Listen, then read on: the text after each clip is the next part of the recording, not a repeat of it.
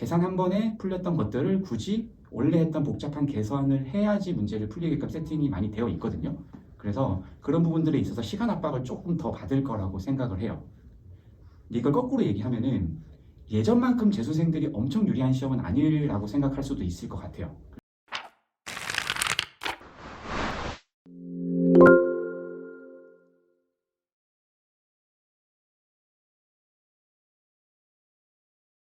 입시TV 이루리라. 오늘은 저희 학원의 수리 논술을 맡고 있는 하성엽 선생님을 모시고 얘기 나눠보도록 하겠습니다. 안녕하십니까? 안녕하세요. 하석엽입니다. 이루리 학원에서 수학이랑 수리 논술 수업을 맡고 있습니다. 요번에 설명회 하실 때 네. 설명회를 해주셨는데 네. 선생님 간단하게 올해 재수생들 네. 수학 성적에 대해서 간단히 코멘트 좀 부탁드리겠습니다. 재수생들은 사실은 작년에 평소보다 미적분이 너무 어렵게 나와가지고 원래 잘 봤어야 되는 친구들이 시험장에서 좀 당황해서 못 본 친구들이 생각보다 좀 많아요. 그리고 그 영향은 1교시 국어가 어려웠던 것도 사실 영향이 좀 있었던 것 같거든요. 미적분 하는 친구들 중에서 작년에 상위권이었는데 재수를 하는 친구들이 대거 유입돼 있는 상태예요. 그러다 보니까 고3들한테는 여전히 약간 하박 압력이 평소보다 좀 더 있는 것 같기도 하고, 물론 이제 의대 정원 얘기도 있지만 재수생들 미적분 하는 친구들은 확실히 좀 최상위권이 여전히 많이 있는 것 같고, 미적분 선택 친구들은 좀 더 꼼꼼히 준비를 하는 게 좋을 것 같습니다. 작년에는 교육부에서 킬러 문제 배제를 하겠다라고 했는데 네. 사실 체감 난이도가 그렇게 낮지는 않았다라고 얘기를 하더라고요. 네. 선생님 간단한 평 부탁드리겠습니다. 일단은 그 킬러 문제에 대해서 먼저 말씀을 드리면, 제가 생각했을 때 실제로 미적분 28번을 깔끔하게 풀어낸 친구가 거의 없어요. 굉장히 어려운 문제였고, 공통 22번 역시 상황을 찾는 게 쉽지는 않았던 것 같아요. 그 두 문제는 확실히 굉장히 어려운 문제였는데, 작년 9평부터 시험의 기조가 좀 바뀌었어요. 그 9평이 수능까지 이어져 있는 상태고, 올해도 그 기조가 이어질 것 같은데, 제가 봤을 때는 그 전까지만 해도 답이 되는 상황을 굉장히 쉽게 추론하면 복잡한 계산 없이 굉장히 쉽게 풀리는 문제들이 많았어요. 간단한 공식이라던가 이런저런 상황들을 쓰면은 금방 풀렸는데, 이제 출제자들이 그런 부분을 배제하기로 한 것 같아요. 계산 한 번에 풀렸던 것들을 굳이 원래 했던 복잡한 계산을 해야지 문제를 풀리게끔 세팅이 많이 되어 있거든요.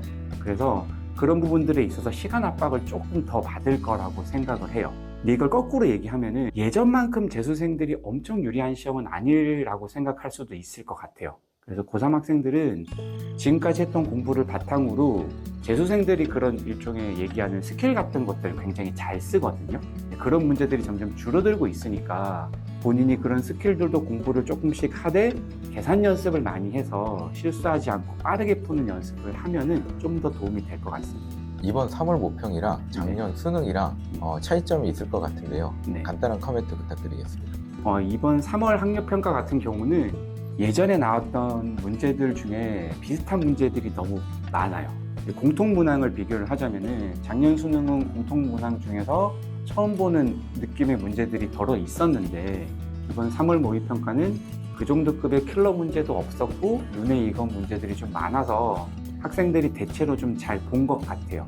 그리고 선택 과목 같은 경우는 이게 전범위가 아니다 보니까 사실은 명백하게 비교하기를 좀 어려운데, 미적분 30번 같은 문제는 작년 수능 22번을 살짝 변형해가지고 잘 만들어진 문제라고 생각이 되거든요. 그래서 혹시 시험 때 미적분 30번을 안 푼 친구들은 복습을 꼭 해보시는 거를 추천을 드립니다. N수를 성공한 친구들의 얘기를 들어보면 기출문제를 반복을 많이 했다고 했던 친구들이 굉장히 많은데, 작년 시험을 보면서 최소한 기출 3회독은 해야 될까요? 기출을 3번 보는 행동에 보통 초점을 많이 맞춰요. 근데 기출을 3번 보는 이유를 잘 생각을 해보면 이런 친구들이 있어요. 상담을 하다 보면은, 선생님 저는 기출 문제를 보면은 풀이랑 답까지 다 외워져서 푸는 게 효용성이 없는 것 같다 라는 얘기를 하는 친구들이 있거든요. 이제 그 친구들은 기출 문제를 왜 3번 풀라고 하는지에 대한 본질적인 궁금증이 사실은 좀 없었던 것 같아요. 그 3회독이라는 게 주는 의미가 제가 봤을 때는 풀이를 외우기 위해서 3번을 푸는 게 아니고, 기출문제를 긴 호흡으로 3번 정도 풀면 그 기출문제 중에서 접근법이 다양한 문제들이 있어요. 그러니까 그런 문제들은 3번쯤 풀게 되면은 내가 첫 번째 풀 때 보지 못했던 식이 가지는 의미라던가 아니면 처음 풀 때와 다른 방법의 풀이들을 굉장히 많이 접하게 될 수 있거든요. 내가 3번을 풀 때 동안 첫 번째 풀었던 풀이랑 똑같이 3번을 풀고 있으면 이거는 1회독과 저는 똑같다고 생각을 해요. 그래서 3번쯤 풀게 돼서 내가 실력이 늘면은 처음에 1번 방법으로 풀었던 문제를 뭐 2번이나 3번 방법으로 풀 수 있게 되거든요. 이제 그런 것들을 통해서 식이 가지는 의미라든가 문제가 응용될 수 있는 확장성을 내가 배워가는 의미로서 여러 번 푸는 게 확실히 도움이 된다고 저는 생각을 합니다. 평상시에 쉬운 문제는 잘 풀리는데 약간 난이도가 높아지면 어려운 문제를 좀 못 푸는 학생들이 있잖아요. 네. 학생들에 대해서 팁 하나 부탁드리겠습니다.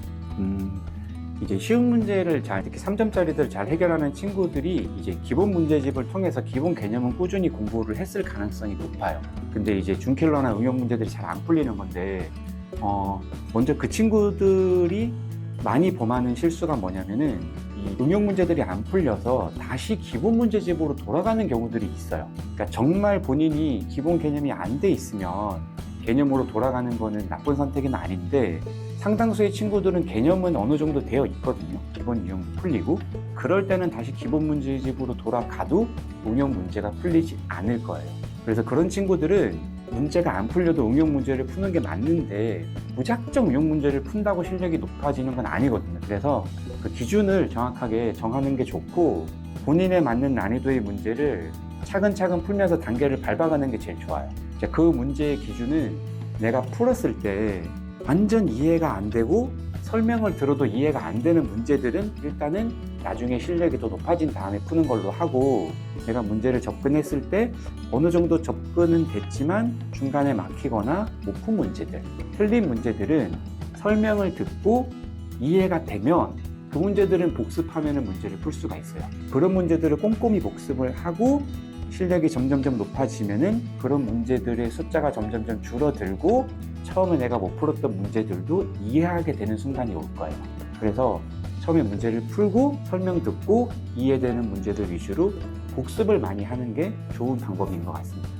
선생님, 수능 선택 과목 지금 뭐 미적분, 확통, 기하를 선택하게끔 하고 있는데 선생님의 추천하는 사항은 어떤 게 있는지 얘기 부탁드리겠습니다.